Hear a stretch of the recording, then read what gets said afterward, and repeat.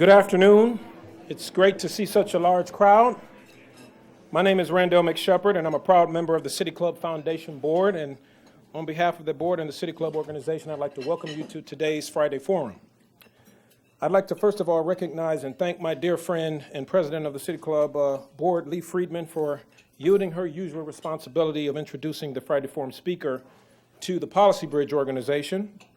And for those of you that do not know, Policy Bridge is an African-American public policy think tank headquartered here in Northeast Ohio that researches and analyzes public policy and sponsors and coordinates various community forums.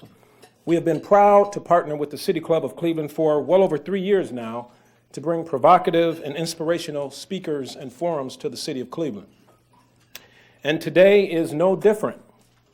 I think it is quite befitting that on the first Friday of Black History Month, that we are bringing to Cleveland the first and only African American to attain the coveted title of International Grand Master of Chess. Indeed, living, breathing Black history.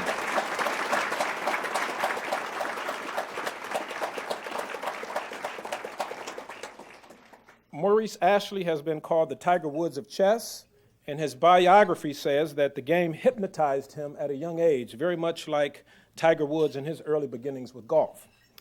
Mr. Ashley's success as an international grandmaster of chess has been covered by the likes of Time Magazine, the New York Times, Sports Illustrated, London Times, Ebony, and the Investor's Business Daily, among many others. And while that's quite impressive, what I was most impressed to learn about Mr. Ashley was his real passion for sharing his talents with young people to aspire them to greatness. Examples of this would be the extensive time that he spent as a coach of the Raging Rooks of Harlem, who won the National Junior High School Championship in 1991, or his coaching experience with the Dark Knights, also of Harlem, who won 6 national championships. I read that HBO is interested in doing a movie on Mr. Ashley and those successful chess teams. And I don't know if they've come up with the title yet, Mr. Ashley, but with all the success of the great debaters, I would maybe recommend the great checkmaters. You might want to think about that. Mr. Ashley's new book titled Chess for Success, Using an Old Game to Build New Strengths in Children and Teens, shows how chess can positively affect the lives of young people. Mr. Ashley has dedicated his life to building new strengths for children, which, by the way, goes well beyond the game of chess. He champions and impacts youth development from a wide array of perspectives as a consultant, a father, a community leader, an entrepreneur, an author, a life coach, an advocate, and a mentor. He truly believes that youth can accomplish anything if they put their minds to it. And one final story I'd like to share about Mr. Ashley before he takes the podium, I think describes how and why he became great. Now, I'm sure he's wondering, well, where's he going with this? Well, let me explain what I mean by that. Mr. Ashley started playing chess against his brother when he was about 9 years old and really didn't get serious about the game until he was about 14. And after getting beat handily by a high school classmate, Maurice found his first chess book in a school library and was shocked that anyone could write an entire book on the game of chess.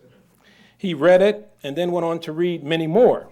And when his brother found out that he was reading up on chess, he refused to play him anymore. So to the young people in the audience, I think the moral of this story is twofold. Number one, reading can make you dangerous. And number two, no matter how good your skills or your God-given talents are, reading and studying will take you to the next level. And this was clearly the conclusion of the recent Policy Bridge report that hopefully all of you had a chance to see by now, the Rap on Culture. If not, we can make sure you get a copy of that. But without further ado, ladies and gentlemen, it gives me great pleasure to bring to the podium a quality individual who also happens to be the first and only African-American international Grand Master of Chess in the world, Mr. Maurice Ashley.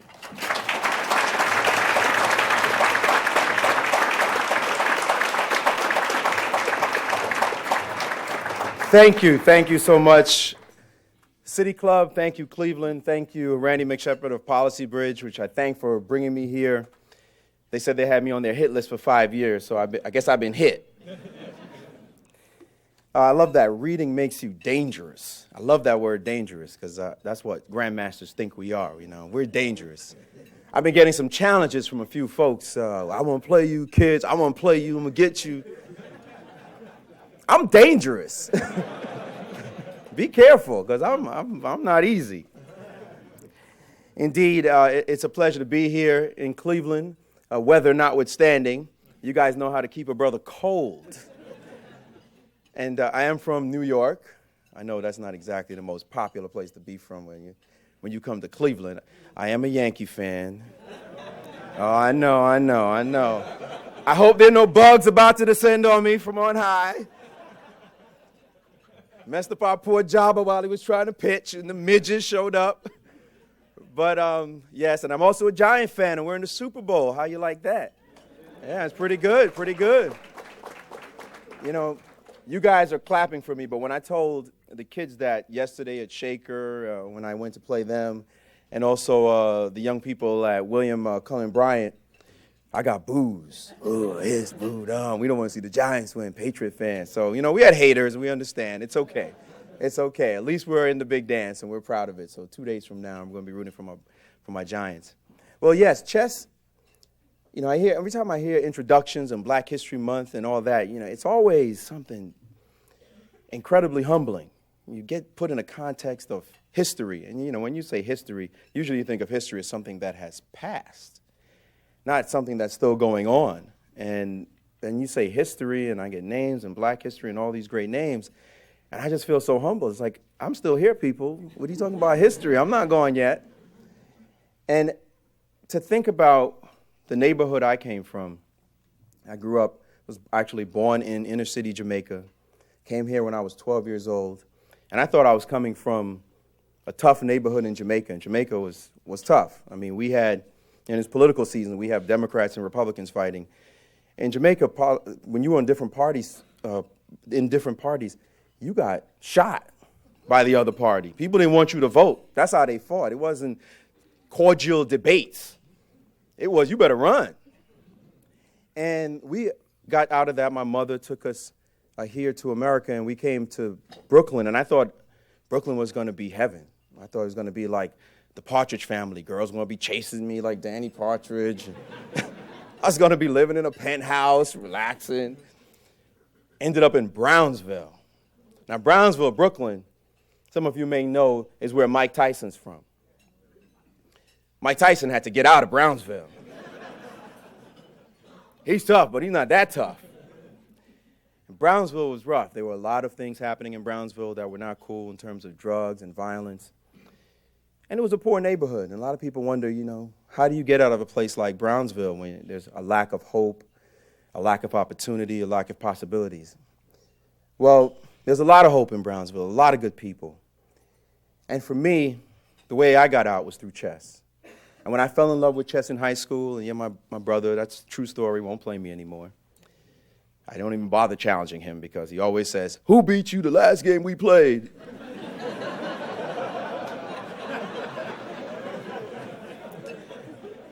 So I don't even bother. But my friend in school played chess, and we had friends. We had this core group that got together, and we were infected by the game. We just fell in love with it. And I can't say exactly what it was. Was it the competition? Was it the pieces, the way they were shaped? Or was it just one-on-one against somebody because I'm very competitive?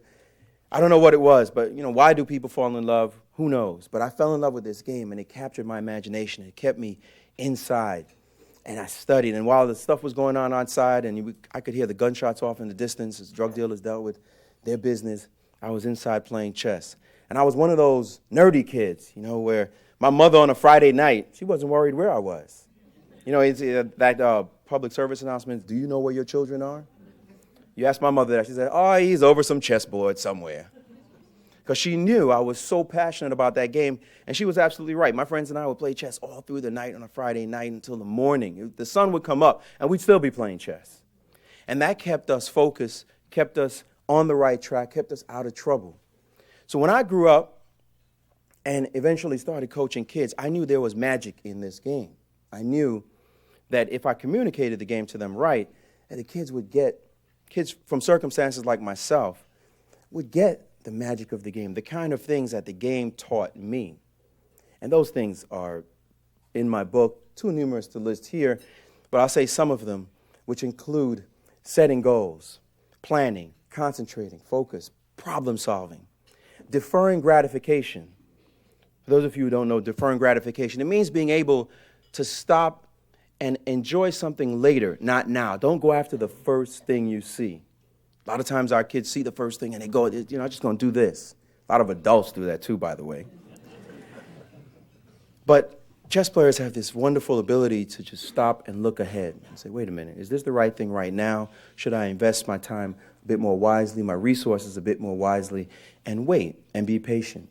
And chess teaches that kind of patience to inculcate in your system, because patience goes a long way. So I took this game and took it to kids in Harlem. And a lot of people say, how do you get Harlem kids interested in a game like chess?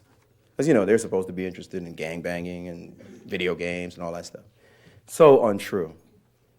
In places like Harlem, I'm sure you see it here in Cleveland, all over the country, for kids, it's not a lack of will. Never is it a lack of will. I say it's not a lack of will, it's a lack of skill. They don't know how to do that thing that makes them successful. They haven't had enough role models to show them the way. This is how you do this. This is how you do that. You tell kids, be determined, be patient. They're looking at you. Those words are fanciful. How do I do that? What are the skills you can teach me so I can do those things? And I'm blessed that I have this game called chess that does that automatically. By the way, I never tell them that it's going to do that. You don't tell kids, you're going to learn patience and determination and fortitude, because they'll fall asleep right away. You say, this game is fun. Let's go. I'm going to beat you. What? Let's go. Challenge. That'll stir their spirit, their competitive fire. They sit down, they start learning the game, and as they become hooked and they lose a game, they want to win. And you say, you know what? The reason you lost is because you didn't think enough on that last move. The reason you lost that game, you have to be a little bit more patient. Don't go so fast. And one of my favorite things to see is that thinking position. You go in a chess tournament, 500, national tournament, 1,000 kids, and you see a room quiet like this one. I'm talking 1,000 kids. You people know, you got 2 kids, it's loud.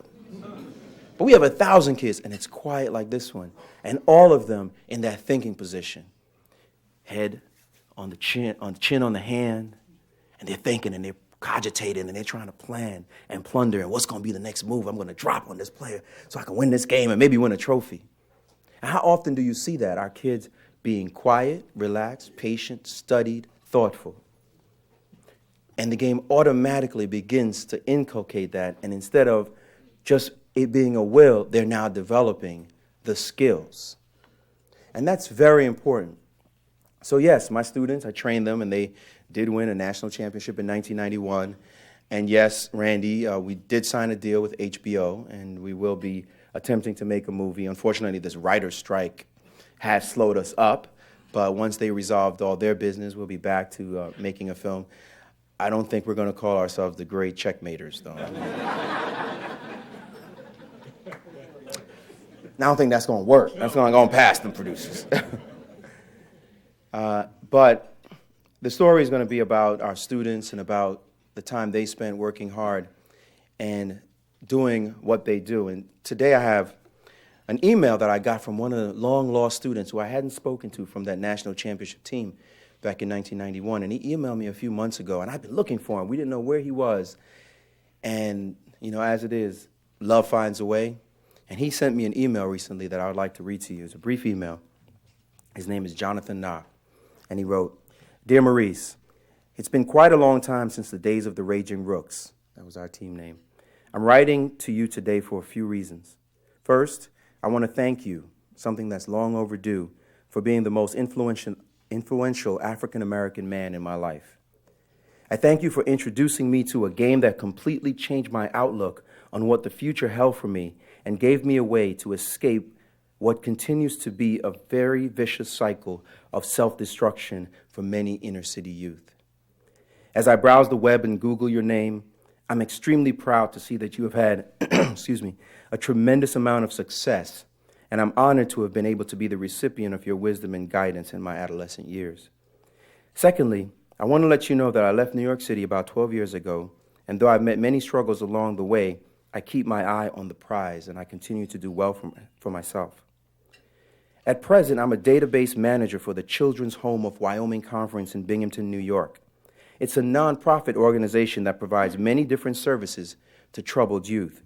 I discovered recently that they have a chess club for the kids here, and so I've decided to get involved.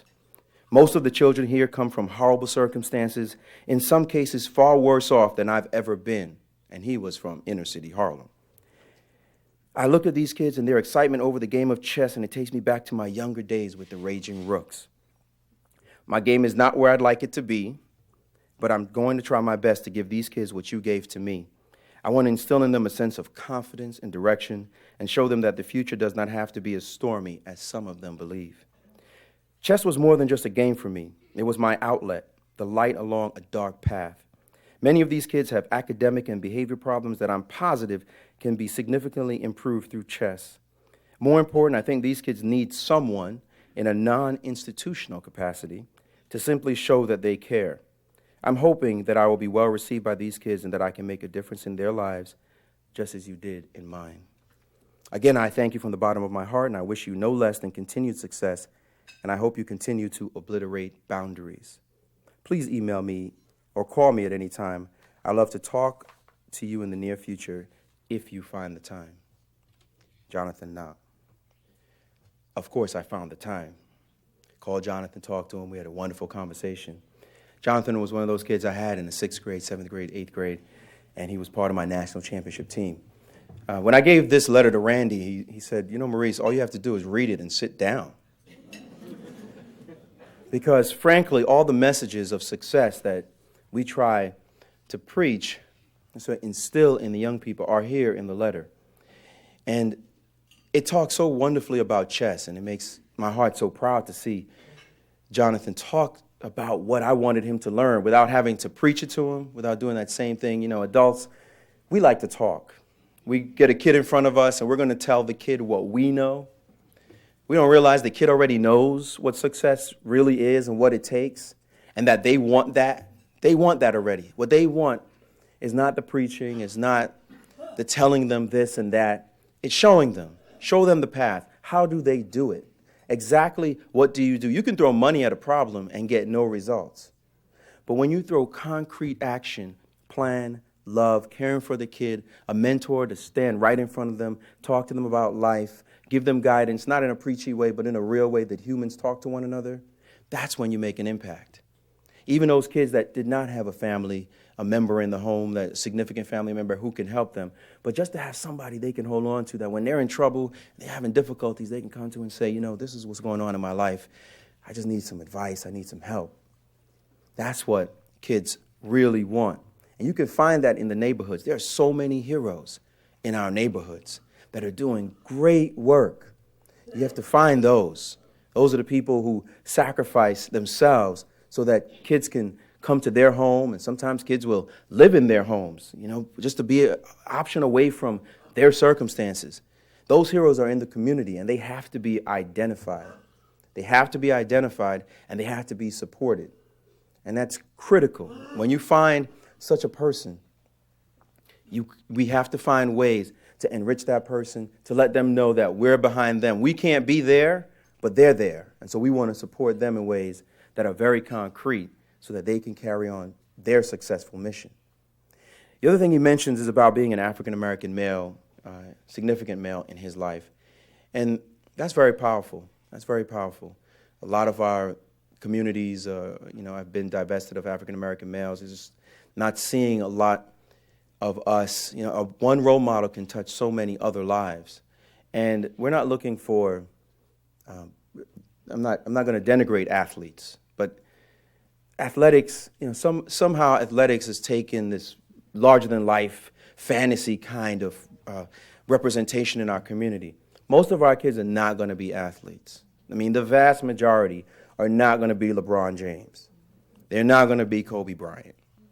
The more you push African-American males into those fields, the less they find time to be able to study and work hard on what it is that they may end up becoming. to spend time being good at school because they're spending so much time chasing a fantasy. I mean, it is a fantasy. Now, there are some people who will be 6'6". I wasn't one of them. And some guys are going to be 250 pounds, chiseled muscle. Oh, I got a little muscle, so. But to be able to jump and dunk a basketball or play in the NFL and play baseball, they're the few gifted ones. Absolutely. Like I said, I'm a big fan of sports. I love watching my Giants. I love watching my Yankees. I really don't love watching my Knicks, but I do it anyway. But those are the gifted few. And to push our young men in those fields, I think, really does not serve their best interests. They can have it partially. You can have fun doing it. You stay in shape. But when I'm in a room of young people, I hear so many of them, when I ask them about their dreams, talking about being in the NFL and being in the NBA, and I think that's nice, but please make sure you get that education and figure out your real passion, your true passion, because that's what's going to take you far. Now, I have one of those young people, and somebody told me, be very careful how you mention this name, because he just graduated from the university up north. Now, when you're in Ohio, you're not supposed to say this university, I hear. I guess, for those of you in the listening audience, I'm going to say it, but, be prepared for oranges to come my way. It's the University of Michigan. I know. It's a sensitive topic now. Although you guys did beat them this year, didn't you? All right, so you're not worried about them for now. Okay, so I can say it. I have a student, Kassan Henry, and Kassan, you talk about difficult circumstances, and Kassan came from trying circumstance. He lived at home with his mother. He was 13 years old, and he was the man of the house. He had met his father once in his life. And for just a few minutes, introduction, hello, how you doing, goodbye. And Kassan lived with his 5 nephews and nieces. Check that, 5 nephews and nieces. You say, well, where's auntie? Right, where is, I should say, the mother of these nephews and nieces, his sister? Well, she was a crack addict. And she had 5 children through 5 different men. And because of her addiction, she ended up in prison. She was caught with crack, and she had done it once, done it twice, so she ended up getting in prison. So Kassan's mother, these kids' grandmother, had to adopt the children. And so the 5 kids were at home, and Kassan was the man of the house, despite the fact that he was only 13 years old, and his oldest nephew was about 7.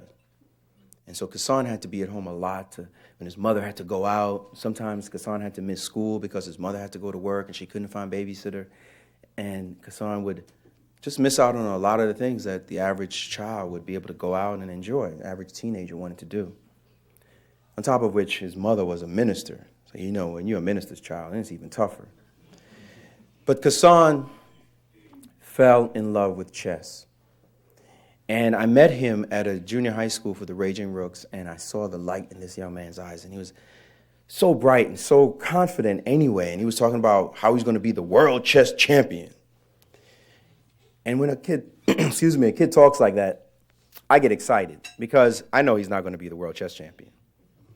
But I know that he has a passion to be something, and that with that kind of confidence and desire inside, a lot of will, but maybe no skill, that I can help him and carry him along and possibly make him into a champion in whatever it is that he chose to do. Well, Kassan ended up really working hard, becoming captain of the chess team. Just before we went to the national championship, his house burned down. And Kassan had to go and live in a shelter. And his family lived in a homeless shelter, and then they switched to another one. And they had to go on public assistance. And finally, after a couple of weeks, they finally found a replacement home for them. But you can imagine, something like that happened, Kassan not going to the Nationals, not playing in the tournament. But he wanted to go, and we talked to his mom. She was a little bit reluctant. Finally, she said, okay, it's what he loves. We went to the Nationals, and Kassan, as captain of the team, led us to the national championship title. As you can well imagine, something like that was a shot in the arm for Kassan. And despite living in circumstances that were very difficult, he still had to go through the streets of Harlem in the early 90s, which were rough. New York is almost like Disneyland now compared to 15, 20 years ago.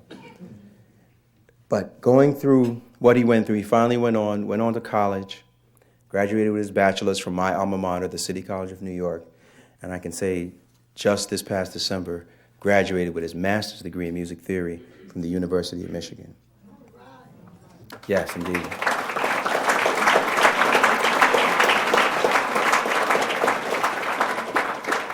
Kassan's not the only success story. We have Jonathan, who graduated with his degree, Sharu Robinson, who graduated from John Jay College with a degree in criminal justice, who now works teaching chess.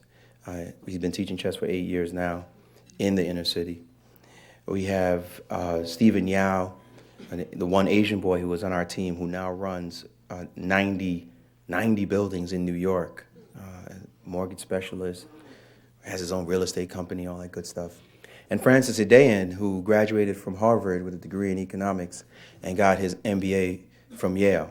I'll switch that. He graduated from Yale with a degree in economics and his MBA from Harvard. And I just got an email saying his wife is pregnant with their first child. So, these are young men that somebody just needed to have some faith and confidence in their abilities. We have a culture that does not expect kids to succeed.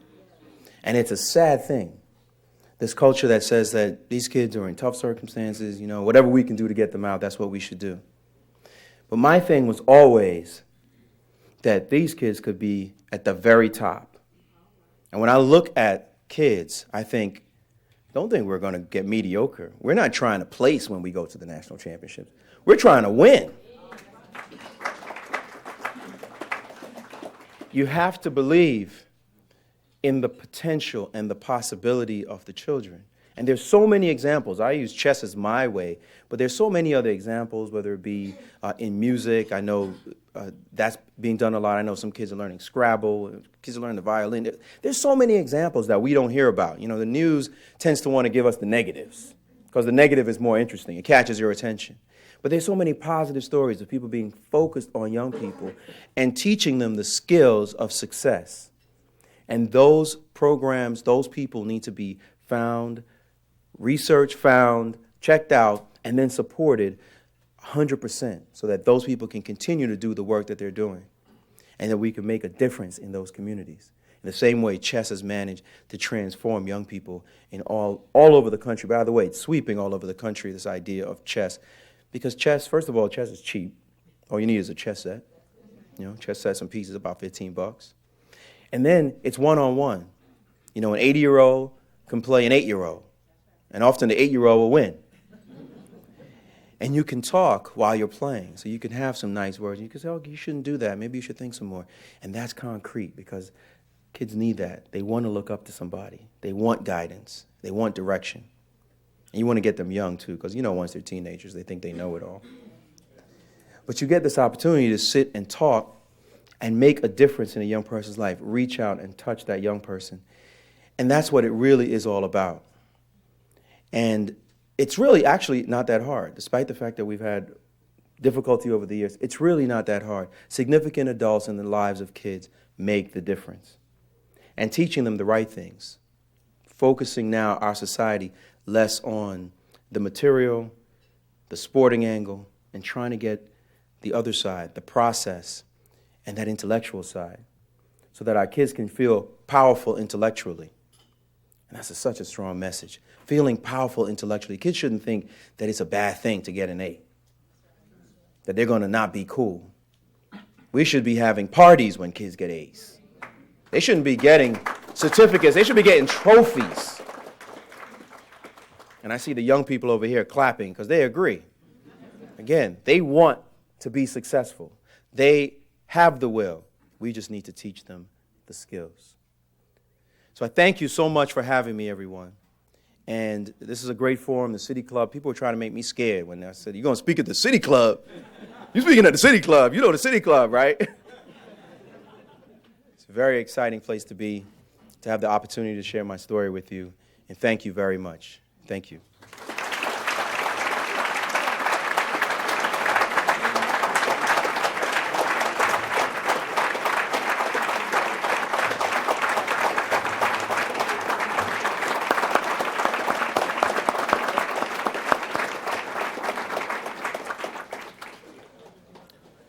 Today at the City Club, we are listening to Maurice Ashley, International Grand Master of Chess. We will return to our speaker in a minute for our traditional City Club questions. We encourage you to formulate questions for our speaker now and remind you that your questions should be brief and to the point. The speaker is up here at the podium, not in the audience. We welcome all of you here that are listening by way of WCPN 90.3 FM, WCLV, or one of the many radio stations across the country. Radio broadcasts of the City Club are made possible through the generous support of Case Western Reserve University. Our television broadcast partners are WVIZ, PBS IdeaStream, and Time Warner Cable. Television broadcasts are supported by National City and Cleveland State University. And our live webcasts are supported by the University of Akron. Today's forum is the annual Thomas F. and Margaret B. Campbell Forum, which recognizes a very generous gift from Tom and Peg Campbell to the City Club Forum Foundation Endowment. The Campbells have long been supporters of the City Club, and Peg's late husband, Tom, served as City Club president in 1970. With us today at the head table is Peg Campbell. Peg, would you please stand so that we can show our appreciation?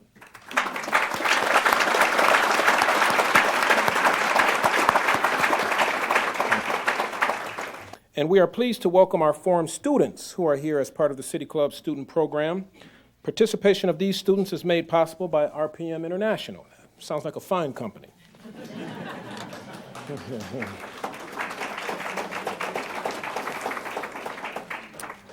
Those students include the Cleveland School of Science and Medicine. Yes, go right ahead, clap. The ROC program, which is a part of the Barbara Booker Middle School, which ROC stands for Respect Our Community and Kids. John Adams, John F. Kennedy, and John Marshall High Schools. Would all of our students please stand and be recognized?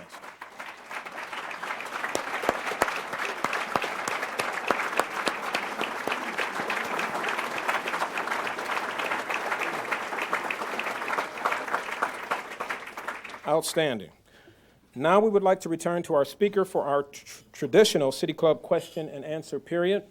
We welcome questions from everyone, including guests. Holding the microphones today are City Club Director of Community Relations, Missy Toms, to my left, and Outreach Coordinator, Debbie Agosti. Now the first question, please.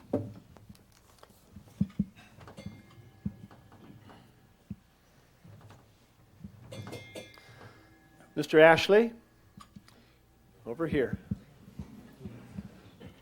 To have achieved what you have, you must have brought to the game you play a sense of deep strategy. What is going to help you prevail?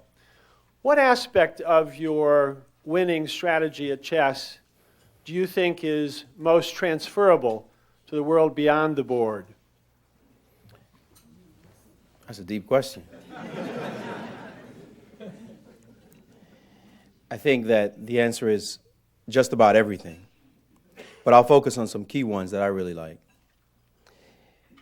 One that I was waiting when I was going to see it in the political campaign, is embrace your enemy. Because in chess, the enemy is a genius. Your competitor is incredibly smart. If you think for 1 second your competitor is stupid, you're going to lose. So you have to investigate every idea. You have to judge every idea based on its merits.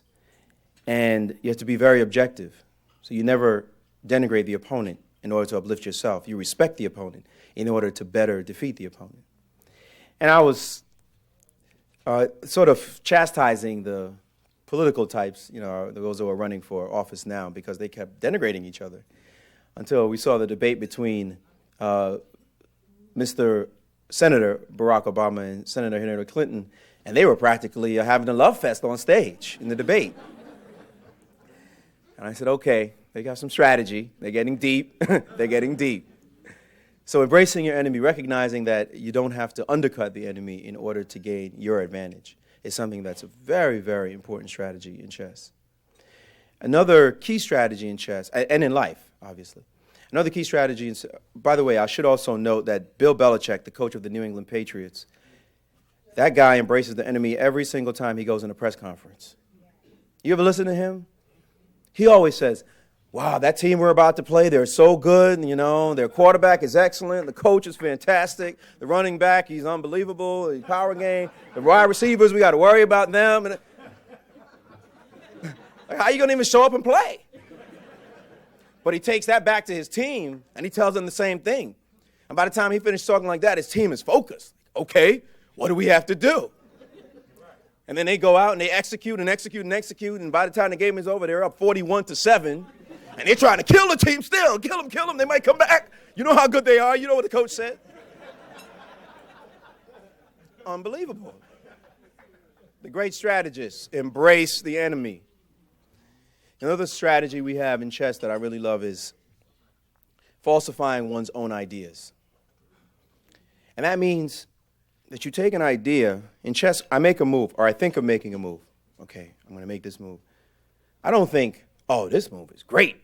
I'm a genius. I'm going to kill this guy with this move. When I think about the move, I think, how's he going to stop me? What might be wrong with this move? I have to check. I have to study, because something could come back that surprises me. I don't really need surprises.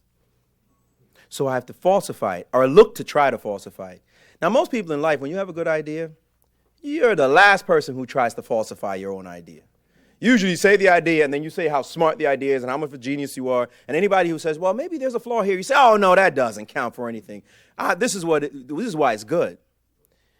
Chess players are one of the few groups of people who say, no, my idea might be bad for this reason, that reason, that reason. After we've done attacking it from every angle and we can't find a solution, then we say, okay, maybe the idea is good.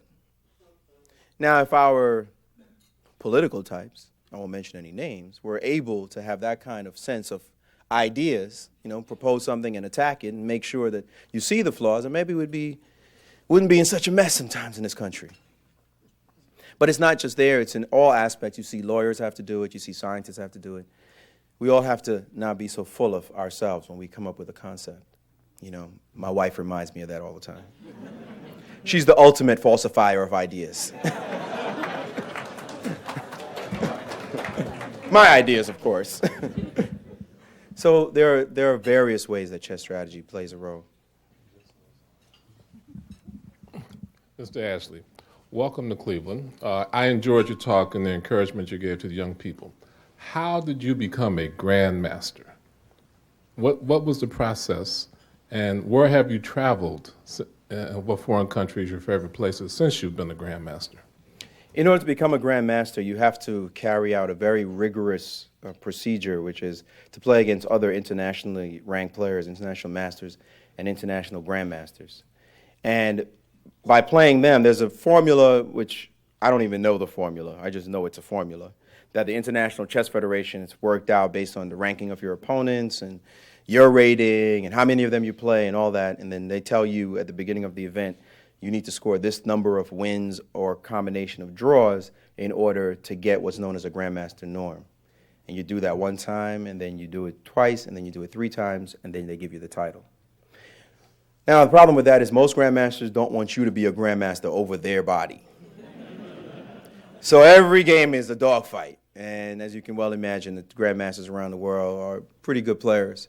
So I had to travel quite a bit, and I didn't do it in every tournament or back-to-back. It took me one tournament to do it, and a couple of years, and another tournament to do it, another several years before I finally did it in another one, actually in my own backyard in New York, after traveling the world in search of this grandmaster norm.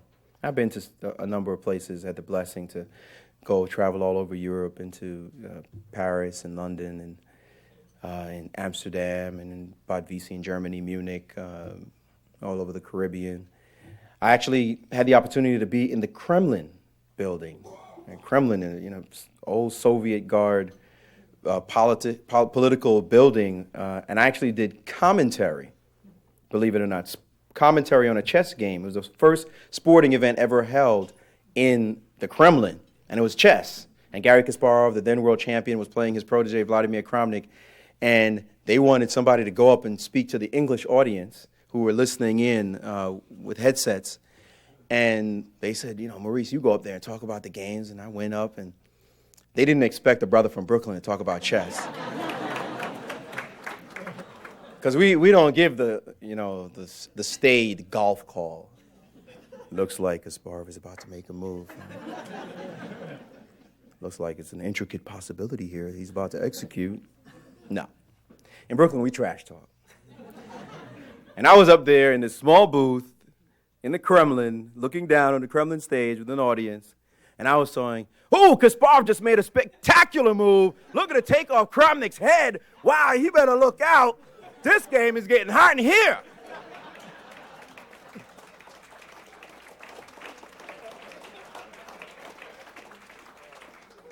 And I found out later that Clara Kasparova, who was Gary's mother, that she was changing the channel because she was overhearing his loud voice. And I was like, what's that? And she, with her halting English, decided she had to listen to me because I was more exciting than the Russian speakers. So I had that great opportunity. I got to go to Iceland just recently, Reykjavik, Iceland, where the famous Bobby Fischer match was took place against Boris Spassky, Bobby Fischer, who was the great American champion who recently passed away. And Bobby Fischer, you'd have thought I got to meet him, and all I can tell you is I almost met him. I was in this coffee shop talking to these two Kenyans, having such a great conversation, and Bobby Fischer's name came up, and the coffee shop person, this lady named Sheba, she said, Bobby Fischer, yeah, he walks by here all the time. Matter of fact, he's walked by here twice since you've been sitting here.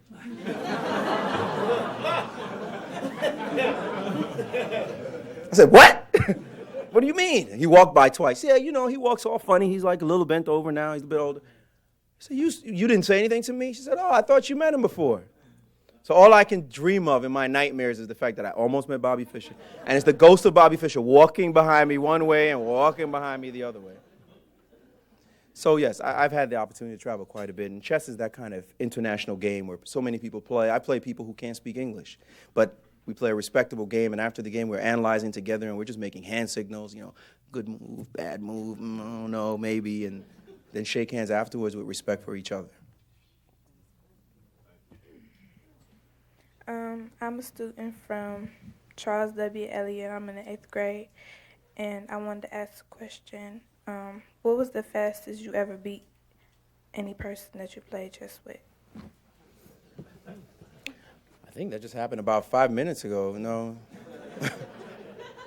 Playing those kids over at the school, and the kid fell into checkmate kind of quick in 2 moves. There is the quickest way to win in chess is 2 moves. And unfortunately, sometimes I play a lot of kids at the same time, and a couple of the kids don't know that trick, and they fall for it. Just 1, 2, boom, it's checkmate. And there's always a little shock in the face, and I always feel bad when I do that. Kid just sat down, all excited, first time playing a Grandmaster.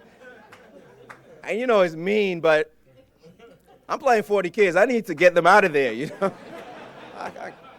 I really can't just waste time. Generally, I'm on a deadline, you got to speak at the City Club. Okay, checkmate. So I'm blaming the City Club for that one today. I'm Corey Cart from H. Barbara Booker. I'm in 8th grade. During gameplay, what is your motivation? To win. Next question. I mean, actually, I tell the kids, all the kids I've spoken to, that I'm a great loser. I'm one of the best losers you'll ever meet. Because, first of all, when I lose, I memorize what you did, I learn exactly your strategy, and then I vow never to fall for that sucker again. Second thing is I'm coming back. I'm not the kind of person who cries, I lost, who makes excuses. I woke up on the wrong side of the bed this morning. I was tired, hungry. My wife yelled at me. No. When I lose, I accept it. Say, you got me, good game. Gonna learn that thing, and I'll be back.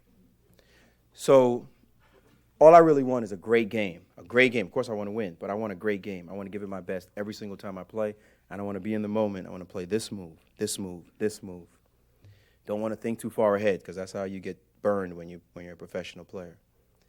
And so as long as I have a great time doing that, I can say that after the game, then I've done what I wanted to do. Hello, it's an honor to meet you. Thank you. I want to say, this being Black History Month, you know that we put up pictures of Martin Luther King, Coretta Scott King, and Arthur Ashe, but I wasn't there when those people made their mark on the earth, but this is a day of honor for me. So when I put your picture up, I could tell the kids I was actually there to meet Mr. Ashley. So this is a wonderful day for me. And I'm sitting here thinking about your movie. I think that Don Cheadle would be an excellent actor to play your role.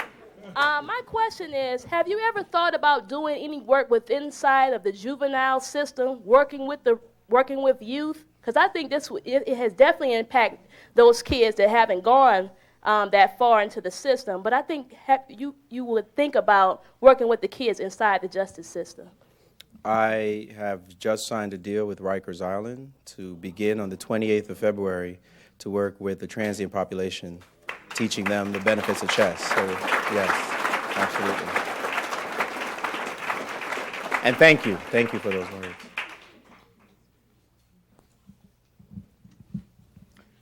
Hi, Mr. Ashley. It's a pleasure to be here with you.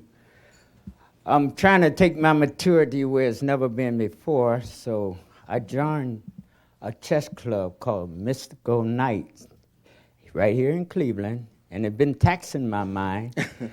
And what about the senior citizens? Do they have a chance to develop the most developed game? At my age, it being, the retired. Well, it's funny because my dad just fell in love with chess.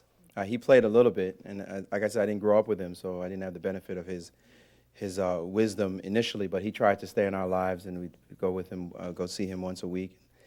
And he now lives in an island in the Pacific, New Caledonia, which is 20 hours plane ride away.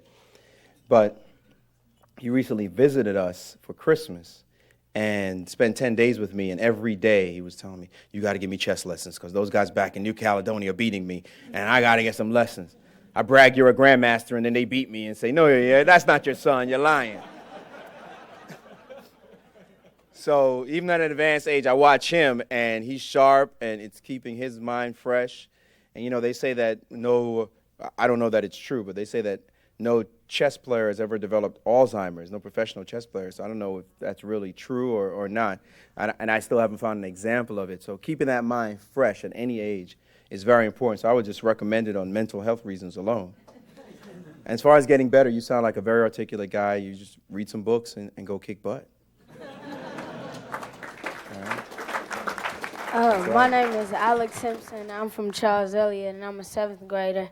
I want to know who your most terrifying player that you ever play with. Terrifying.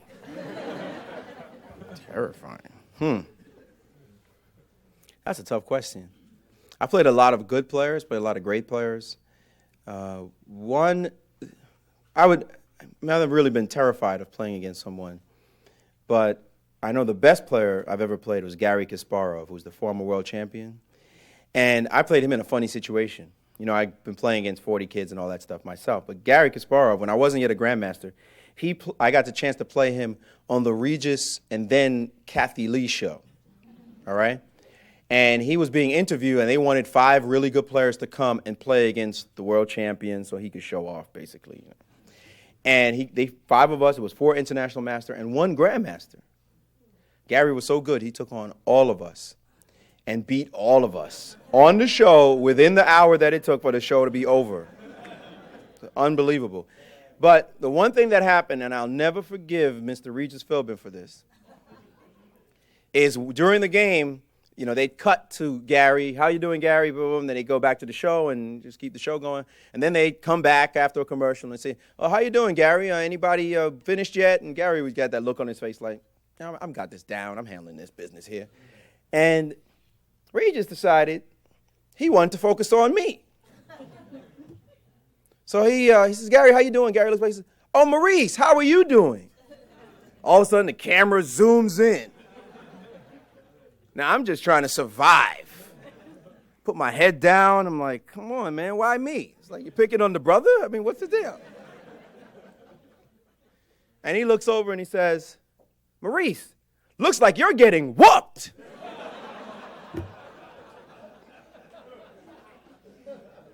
This is a popular show. So all of America saw me getting whooped on a Regis Philbin show. So I'll never forgive Regis for that little crack. I'm going to sneak up on him and challenge him to a chess game sometime in the future.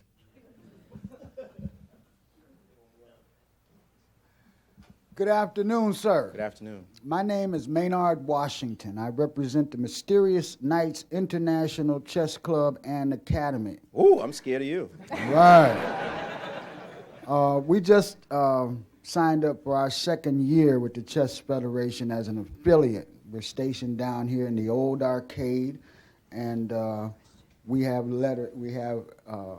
sessions on Saturday from 1 to 4. My question is two parts. The first part is sponsorship. How were your world travels financed? Who helped you? And or did you do it independently?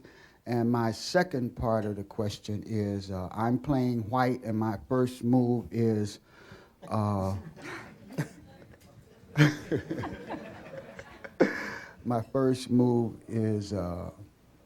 F4.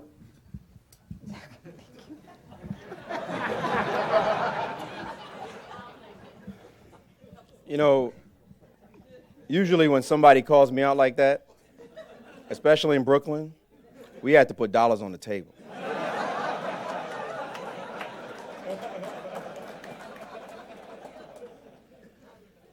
We don't play. As far as sponsorship, I always say no one is an island, and I was blessed after I was able to get some children and make them into national champions, that the group that sponsored me doing that for them was also willing to do the same for me when I asked for help in becoming a grandmaster. And that was the Rose Foundation, Dan Rose, who was a philanthropist in New York, and without his help I would not have been able to travel all around the world and take care of my family and all that. So that was very much a blessing. And I think that when people, I always say this to kids, when people see that you are passionate about something, that you really want to do that, they see the light inside of you coming out, they're always ready to help. They'll find a way. As long as you state your goal, you want to be a champion in something, people see that, they hear a young person talk like that, they can't help themselves. It's like they start writing checks or they go find somebody to help you. But you just have to be courageous enough to state your case and let people know what your dream is, what your vision is. And I was fortunate enough to get that help, and then I put in the hard work and got the job done. Hi, how are you? Good morning, thank you. How are you? I am fine. I am just so amazed and in awe of you. I mean, really, it's maybe because of ignorance that I didn't know that you had this awesome title. But as I look at these young people in the room, it just makes it so possible for them to do great things. Absolutely. So my question today is, I work in youth ministry for the city mission, and we work with troubled youth. And we're in the process now of starting a chess club. And it's very hard to find African Americans that are willing to teach that. So what do I need to do? Because in chess, you have all the pieces on the table. So I need the parents, I need the troubled youth, and I need those who want to see them succeed to come together to make this happen. Because I know that in the next dispensation of time for us, that it's these young people in this room who are going to be our next president, state representatives, and all of those pieces. So that's my question. That I mean, really, I am so very proud of you. Thank you. And what do I need to do to be successful with this? Very easy. We have some great people in the room. Certainly Policy Bridge is a fantastic place. The gentleman, Randy McShepard, you saw speaking here. Make sure you accost him before he leaves, no matter what he does. Dr. Charles Modlin knows everybody who is to know. His son, Trey Modlin, is a star chess player, although yesterday, I had to take him down. But definitely a talent, a future talent. He listens very carefully to everything I had to say, so very proud of him. Also, Mike Jolson. Mike, are you in the room? Mike Jolson, who is for Progress for Chess, and you can talk to him. And there's so many resources here. And where else? The gentleman that stood up. I mean, there are just so many places for you to go to. The three I know personally you can go to, and they're most helpful, and they're the ones who brought me here. And they're absolutely willing to help. I know they're already nodding their heads. Glad to help you.